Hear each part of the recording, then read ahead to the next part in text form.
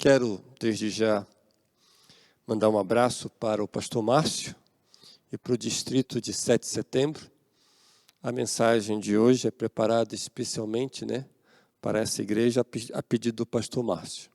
O tema de hoje é quando a família precisa de cura. Eu quero me basear em Lucas, capítulo 15, do verso 11 em diante.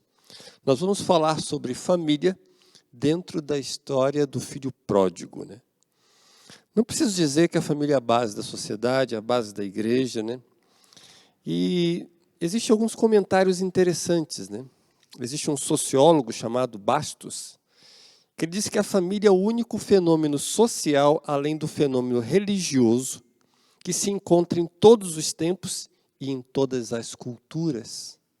Em outras palavras, na história da humanidade, nunca houve um povo, uma nação que não tivesse família.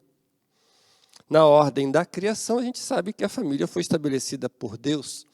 A família aprende, nos ensina a integrar o grupo, A família é um estabilizador emocional, um corretivo psicológico. Os filhos aprendem a lidar com a futura esposa através da mãe, da irmã, e assim vice-versa, a menina lidar com o futuro marido através do pai, dos irmãos. Na família nós aprendemos o altruísmo, na família nós aprendemos a dividir, a se sociabilizar. A gente sabe que na família nós temos por ordem divina a procriação, a recriação, a unificação e a glorificação, porque nada glorifica mais o nome de Deus na terra do que o verdadeiro amor de um casal ou de uma família. Tanto que o Salmo 127, 1 diz, se o Senhor não edificar a casa, em vão trabalham os que edificam. Precisamos de Deus na família. Mas por que então algumas famílias fracassam? Famílias de pessoas cristãs. Por que boas pessoas, pessoas que a gente admira, não conseguem ter sucesso no seu casamento? Por que tem tantos divórcios? Como é que eu sei que a minha família está adoecendo? Como é que eu sei que a minha família precisa de cura? Quais são os indícios, os sintomas da doença familiar? E é isso que eu quero trabalhar hoje com vocês. A família precisa de cura quando em nosso coração há uma desvalorização daquilo que ontem era precioso e de muito valor. E eu digo isso porque, de repente, na história do filho pródigo, nós lemos isso em Lucas 15, verso 12, o mais moço disse ao pai, Pai, dá-me parte dos bens que me cabe. E aí diz a Bíblia que o pai repartiu os haveres, esse filho pegou o que era dele e foi embora. Aquele pai que era seu herói, aquele pai que era precioso, aquele pai que era importante, de repente deixou de ser importante. Se tornou descartável. Aquele lar que era tudo para ele, onde ele cresceu, brincou, foi amado, agora não tem mais valor. Aquele irmão que quem sabe era seu companheiro, que brincavam juntos, agora não precisa mais estar perto. A família precisa de cura quando existe uma desvalorização daquilo que ontem era precioso e de muito valor. E hoje já não tem tanto valor. A gente vê isso na história de Potifar. Quem sabe aquela mulher, era apaixonada pelo marido. Mas de repente, Potifar não tem mais valor. E ela busca José. José passa a ter valor. Mas não só na vida da esposa de Potifar, na vida também do próprio Potifar. Porque em Gênesis 39, verso 6, diz, Potifar não se preocupava com coisa alguma, exceto com a sua própria comida. Então, provavelmente, quem cuidava da esposa de Potifar, das necessidades da esposa de Potifar, não era Potifar, era José. Aqui a gente aprende uma grande lição. As necessidades de sua esposa não devem ser supridas por outro. As necessidades de seu marido não devem ser supridas por outra. Cuida do que é teu. Porque é estranho a Bíblia dar essa referência. Potifar não se preocupava com coisa alguma, exceto com a sua comida. A esposa não era mais prioridade, não era mais de grande valor na vida de Potifar. E quando isso começa a acontecer entre casais, significa que a família precisa de cura. Quando namora, beijos acalorados, quentes, que às vezes demoram minutos. Depois que casa, é apenas um estalinho rápido. Isso quando tem o estalinho. Quando namora, abraços, que demoram um bom tempo, que você não sabe onde começa um, onde termina o outro. Depois que casa, 3 tapinhas nas costas. Antes, se buscava ter aquela pessoa nos braços a qualquer custo. Agora, não quero nem chegar perto. E em vez de ter afeto, que era o objetivo do casamento, existe apenas brigas. Uma família precisa de cura quando aquilo que era de muito valor começa a perder o valor. Você teria coragem, esposo, pai, de perguntar à sua filha: filha, você casaria com um homem que nem o papai? Certo pastor fez isso com a filha disse: nem pensar. Mas por quê? E ela começou a dar vários motivos, e todos relacionados como aquele pai tratava a mãe. Você, esposa, teria coragem de perguntar a seu filho: você casaria com uma mulher que nem a mamãe?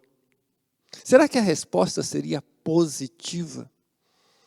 Porque esse tipo de pergunta faz a gente refletir que tipo de relacionamento nós estamos tendo e se realmente nós estamos valorizando aquele que diante de Deus e dos homens, ou aquela que diante de Deus e dos homens eu disse que seria a mais importante da minha vida.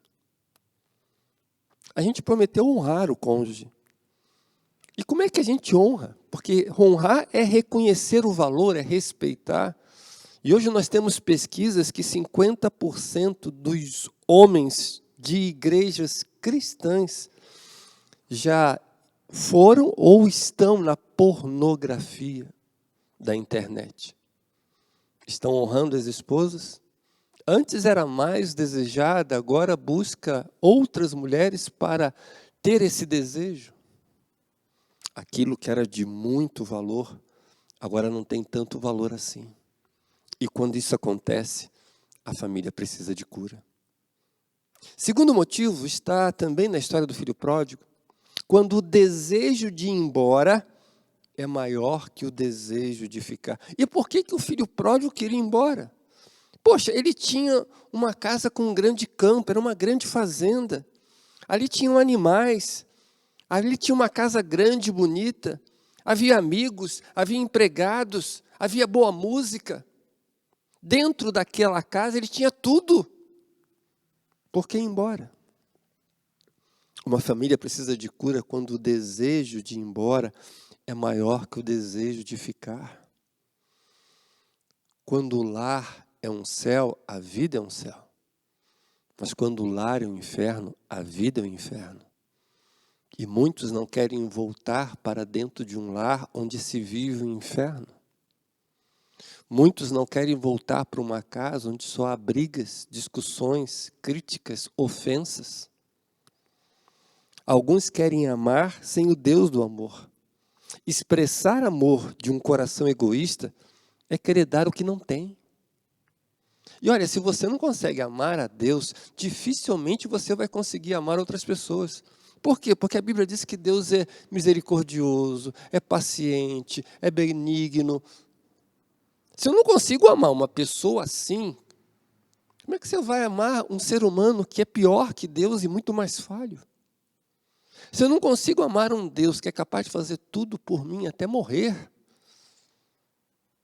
como é que eu vou amar alguém que muitas vezes é egoísta e nem quer saber de mim? Quando as pessoas não conseguem amar a Deus a quem vê, e esse Deus é maravilhoso, não vai conseguir amar direito as pessoas. Por isso eu tenho que tomar cuidado. Eu não posso ter um casamento feliz que por base é o amor, sem o Deus do amor. Eu estou querendo uma coisa impossível. Ellen White diz que o amor é uma planta de origem celeste, que só vive e floresce aonde Cristo reina. Preciso de Deus. Terceiro motivo, quando começamos a desejar a morte do outro, porque o pedido do filho, dá-me parte da herança. Você sabe, já estudou a história do filho pródigo? Pedir isso no Oriente naquela época era dizer, pai, morre. Porque só se dá herança depois da morte. E às vezes, como marido, como esposa, nós estamos desejando a morte do nosso cônjuge. Fazemos até seguro de vida. Sonhamos com a morte daquela pessoa. Por quê? Porque não vai me incomodar mais. Porque eu não vou precisar entrar num divórcio.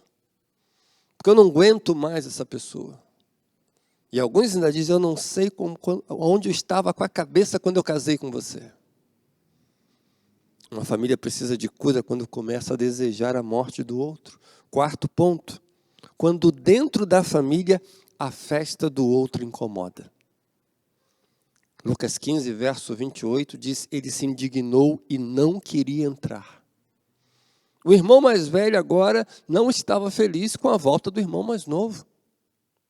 Você vê que é uma família problemática, que estava precisando de cura. Ele não foi nem ver se o irmão mais novo, né, ele estava bem, estava mal. Não deve voltar, ele tem que ficar lá, deixa ele se ferrar, deixa ele se dar mal. E às vezes, no relacionamento também, a festa do outro incomoda. Se a esposa tem um sucesso financeiro, se a esposa tem um sucesso profissional, o marido fica incomodado. Se o marido cresce demais, às vezes tem esposa que fica incomodado. Ainda mais se tiver baixa autoestima. Porque para aqueles que têm baixa autoestima, para eu crescer, eu preciso diminuir você. E se você crescer demais, eu me sinto diminuído. Eu não sei se esse era o problema do irmão mais velho. Uma coisa é certa, a festa do outro estava incomodando. Claro, normalmente quando a festa do outro incomoda, a gente tem a questão da inveja. A inveja não deixa eu curtir a festa do outro se eu não sou o centro das atenções dessa festa. A inveja não deixa eu curtir quando o outro é exaltado. E aí, isso ocorre também dentro do casamento. E se houver inveja dentro de um relacionamento conjugal, com certeza, essa família precisa de cura. A inveja nos leva a amar o irmão quando ele está na pior, mas a odiá-lo quando ele está celebrando grande vitória. Um parente lá ganhando a loteria, sem vergonha. Como é que pode? Ele não merece. Por que eu não ganhei? O fulano foi para o Canadá, para os Estados Unidos. Poxa vida, como é que consegue? Eu não consigo. Não merecia ir para lá, quem merece sou eu. Tem pessoas que não conseguem ser infelizes com a festa do outro. E olha que às vezes esse outro é tão próximo da gente. Na família do céu, a inveja de Lúcifer quase destruiu o lar de Deus. Lúcifer não conseguiu ficar feliz com a exaltação de Cristo, porque só ele poderia ser exaltado. Esses são apenas alguns indícios de quando a família precisa de cura. E se por acaso você tem algum desses indícios dentro do seu casamento, dentro da sua vida, dentro do seu coração, então você precisa buscar a cura. Você precisa buscar o remédio. Você precisa fazer alguma coisa, porque senão seu lar vai ser destruído. Quando é que a cura acontece numa casa? Lucas 15, verso 17, né? Quando aquele que se perdeu se encontrou consigo mesmo, caindo em si. Porque o verso 17 de Lucas 15 diz, então caindo em si disse, quantos trabalhadores de meu pai têm pão com fartura, e eu aqui morro de fome. A vida do filho pródigo muda quando ele cai em si. E o cair em si, primeiro, é reconhecimento, é confissão. Poxa, a minha vida está pior. Eu saí de casa para ter uma vida melhor, e agora a minha vida está pior. As atitudes que eu tomei, as escolhas que eu fiz, as decisões não foram boas. Eu preciso voltar atrás. E aí tem o arrependimento. E junto com o arrependimento, um pedido de perdão, porque ele volta para o pai e diz: pai, pequei. Uma família tem cura quando existe reconhecimento e arrependimento. E se tem um local que tem que ter perdão, reconhecimento e arrependimento, é o lar. Precisamos reconhecer: olha, não tenho sido um bom marido, olha, não tenho sido uma boa esposa, eu preciso mudar. Eu preciso agir diferente. Tem certas falhas do meu passado que eu trouxe para dentro da minha casa, para dentro do meu casamento, para a vida dos meus filhos. Eu estou reconhecendo que isso não foi o melhor e eu quero mudar. Até na psicologia, quando a pessoa reconhece, começa o passo da cura. Não há perdão sem confissão, porque a confissão é o reconhecimento. Eu estou errado, eu fiz errado, eu pequei. E aí Deus perdoa. Porque sem confissão, sem reconhecimento, não pode haver perdão. Por isso uma família tem cura quando essas coisas começam a ocorrer. Outra coisa que traz cura à família, quando se tem coragem de colocar para fora o que está envenenando a alma. Tem pessoas que só guardam. E depois, de repente, estouram. Sabe, todo lar vai ter conflito. E o conflito é: duas pessoas diferentes precisam se ajustar. É impossível não haver isso no casamento. Todo casamento vai ter um momento que você vai ter que sentar e se ajustar, chegar num acordo. Porque são dois que precisam se tornar um. E para o outro saber que aquilo incomoda, para o outro saber que esse jeito ele não gosta, para o outro saber que, sabe, você tem que falar. E não é agora, vai ser do meu jeito ou do seu jeito. Porque acordo tem que ser bom para os dois.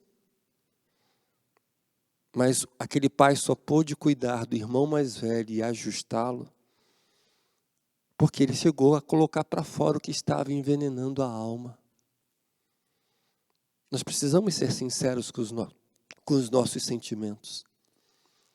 Nós precisamos ser sinceros dizendo o que a gente gosta e a gente não gosta. E agora sentar com o outro e chegar num acordo. A última coisa para ter cura numa família é quando alguém escolhe ser agente de transformação. Tem que ter Jesus na casa. Se tiver dois diabos, já era. Se tiver dois Jesus, é o céu. Mas tem que ter pelo menos um Jesus nessa casa. E o Jesus dessa casa, dessa história, foi o pai. Os dois filhos estavam perdidos. E agora tem um pai que lida com o irmão mais novo, com suas falhas, com seus defeitos, com as suas aventuras. Mas também lida com o irmão mais velho, com a sua raiva, com a sua inveja, com a sua dor. Esse pai foi um instrumento de transformação. Num lar precisa ter um Jesus. Precisa ter um marido que perdoe, que passe a mão por cima, que converse, ou uma esposa. Pelo menos tem que ter um Jesus nesse lar. Esse pai não desistiu de sua família. Não desistiu do seu filho mais novo, não desistiu do seu filho mais velho. Ele resolveu ser instrumento de graça, de amor. E num lar precisa pelo menos de um que seja assim. O melhor que seja dois. Que os dois sejam instrumentos de Deus. Mas se tiver pelo menos um, essa casa pode ficar em pé. É interessante que muitas vezes nós cometemos o erro de entender que formamos um lar para sermos uma bênção na vida da outra pessoa. E é isso que Deus espera de você. Que você seja uma bênção na vida da sua esposa, que você seja uma bênção na vida do seu esposo, que você seja uma bênção na vida dos seus filhos. E a gente tem todos os princípios. Se você olhar lá para os frutos do Espírito, né? Uma pessoa que é uma bênção, alegre, é bondoso, é paciente, é amoroso, tem domínio próprio.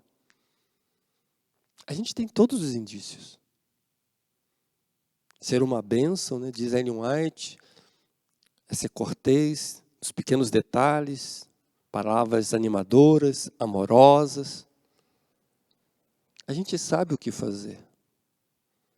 A gente só não faz porque o nosso coração é mau. Por isso tem que ter Jesus.